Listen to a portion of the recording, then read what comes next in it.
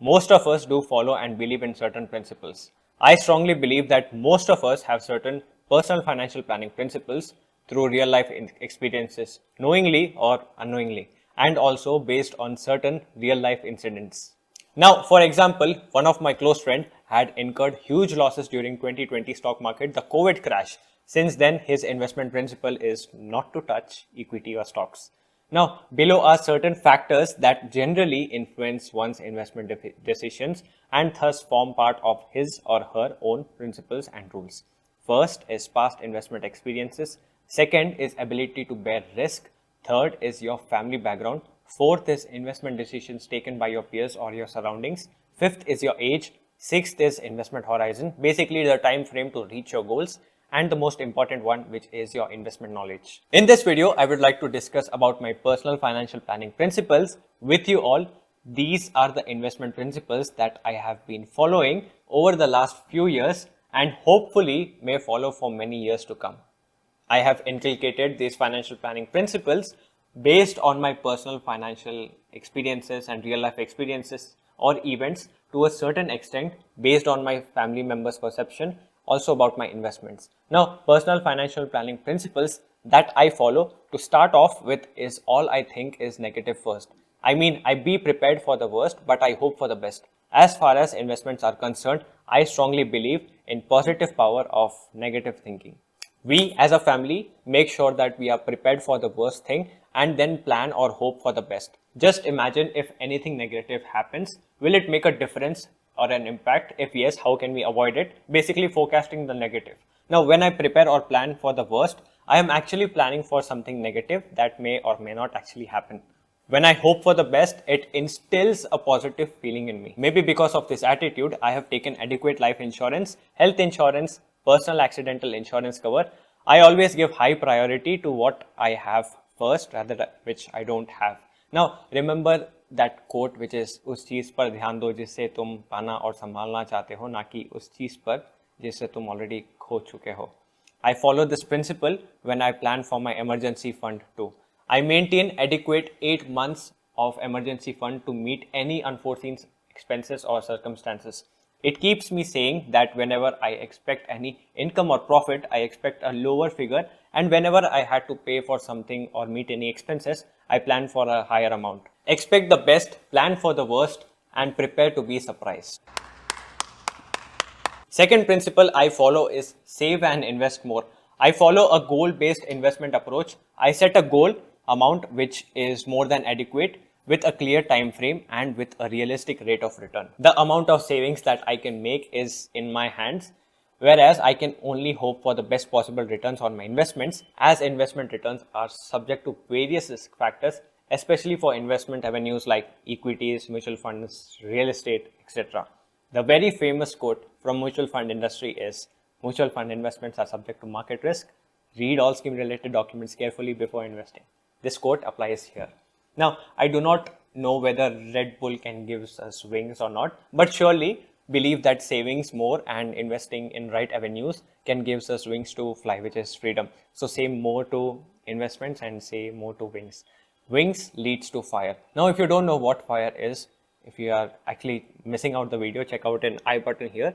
Check that and come back and watch this video again. Now, my family often says to me that you are still younger chap. You don't have to do this. You are well off. That I am always in investment mode, partially in expense mode. I reply to them, it's crazy.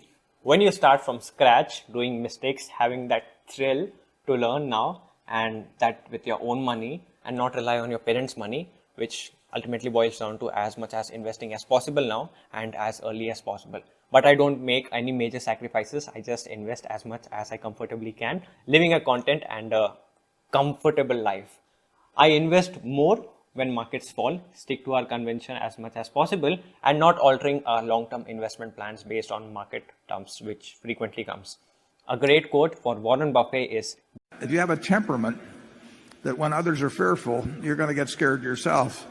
You know, you are not going to make a lot of money in securities over time. Third one is realistic expectations. As pinned above in above points, I assume realistic returns on my investments. My portfolio primarily comprises equity, stocks, mutual funds, and soon to have real estate, which is land, residential and commercial buildings. Not flats though. For example, from balanced equity funds, I expect around 10% over a period of 5+ years, and on equity around 14 to 18% over a period of say 10+ years. Anything above is a bonus for me. I review my mutual fund portfolio performance once in 6 months and give higher importance to my overall portfolio returns than to individual fund or stock returns. Now, if my portfolio total returns are in line with my expectations, I make sure to track the lower performances once in 1 or 2 years and then take the decision to churn the portfolio if required. There were many times when I had unrealistic expectations from equity markets and literally burnt my fingers, realized that it is almost impossible to make quick money.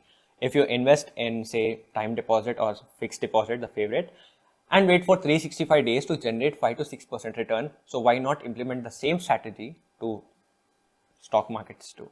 Now, to the fourth one is aiming for 2 streams of income. One is active and one is passive income stream. I have been aiming for 2 steady income streams, which is active as well as passive income streams. I get salary, which is an active income from my work, and I've been planning to achieve the same quantum of money through my equity investments too. Now, another great quote related to it is, if you don't find a way to make money while you sleep, you will work until you die. Fifth one is cash flow, planning and budgeting. Knowing the exact cash inflows and cash outflows every month, which are planned once, this helps us to save, invest and plan well. Whenever there is a major life event happening, I maintain an expense book to track expenses, basically an Excel sheet.